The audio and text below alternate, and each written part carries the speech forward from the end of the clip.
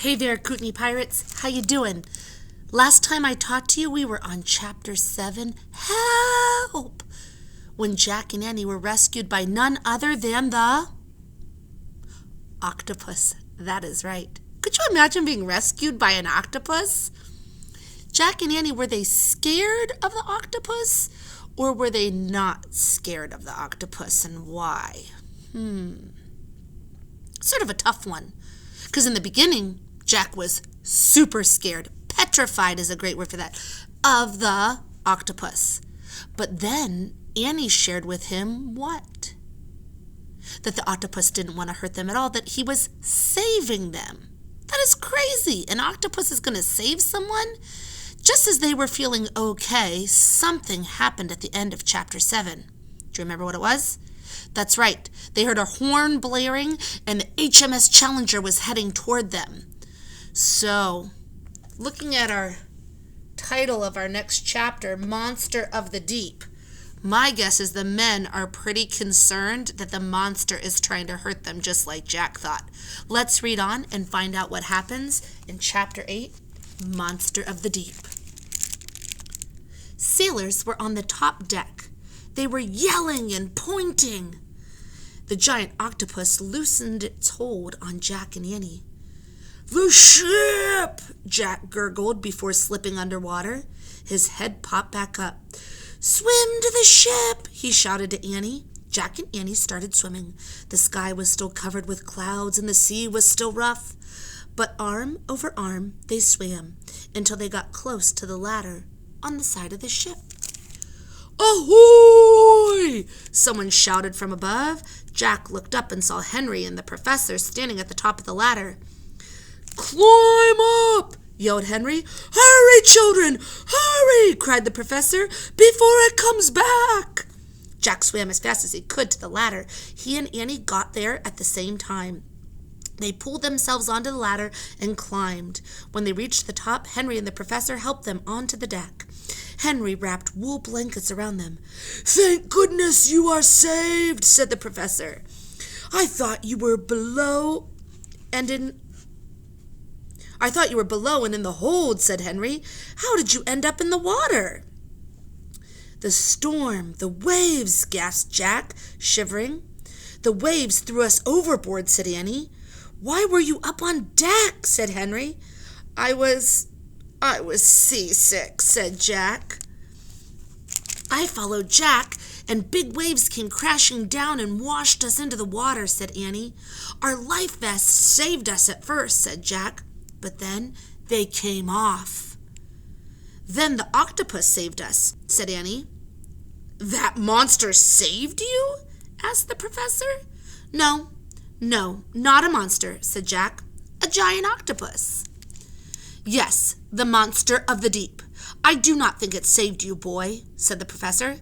"It is a miracle it did not eat you and your sister alive."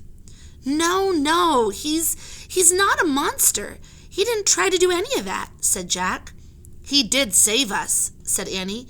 "He held us up above the water." "Really?" said Jack. "He kept us from drowning. Then he got scared away by the ship." "We didn't even thank him, Jack," said Annie. "We didn't even say goodbye." Jack and Annie looked back at the water. "Hey, what's going on over there?" said Annie. She pointed to the rear of the ship. Sailors were facing the sea, yelling and shouting. "What are they yelling at?" asked Annie. Jack and Annie threw off their blankets and took off across the deck. They saw Joe and Tommy standing at the edge of a crowd. "What are they doing?" Annie yelled. "What's going on?" "They snared it in the net," shouted Tommy. "We've caught the beast at last," shouted Joe. "Caught it?" Annie looked at Jack. "Come on," Jack cried. He and Annie pushed their way through the crowd. "Children, stop!" the professor shouted, hurrying after them. "Don't get in the way!" But Jack and Annie squeezed through the crowd of sailors and scientists until they got to the railing of the ship. They looked down. The giant octopus was tangled in the net. His arms were churning the seawater into foam. His body had turned bright red. A cloud of dark ink billowed around him. "You're hurting him," yelled Annie. "Leave him alone! Move away, yelled a sailor. You see the octopus stuck in the net? There's the men trying to get him up there. Oh, the poor guy, he's probably really scared. Some of the sailors were yelling mean things at the octopus. Others seemed terrified. Even the captain was caught up in the panic. "Stand back," he shouted. "It could be powerful enough to sink the ship." "That's crazy," yelled Jack. "Leave him alone." "Its tentacles are as hard as steel," shouted one of the sailors. "No, they're not," cried Annie. "They're soft. They saved us from drowning." But everyone kept shouting, "Hungry for human flesh, devour a man in one bite, thirsty for blood." They're making up stories, aren't they? They don't even know. "He's not any of those things," yelled Annie. "Throw your harpoons," yelled a sailor. "Get your axes, swords, and knives," yelled another. "Ready the guns," said the captain. "No!" screamed Annie. "No!" roared Jack. "The children are right," shouted the professor. He and Henry had squeezed through the crowd, too. They were standing behind Jack and Annie. Jack felt a rush of relief. "The professor says we're right," yelled Annie. "Do not destroy it, Captain," roared the professor. "Haul it on board." "On board?" said Jack. "Capture it alive and whole," said the professor. His eyes gleamed. "So we can study it." Oh, my. No, let him go," said Jack. "Just let him swim away and be free." "Please," screamed Annie, "let him go." But neither the professor nor the captain seemed to hear Jack and Annie. They were too busy arguing over what to do with the giant octopus. "We must kill it, Professor," said the captain.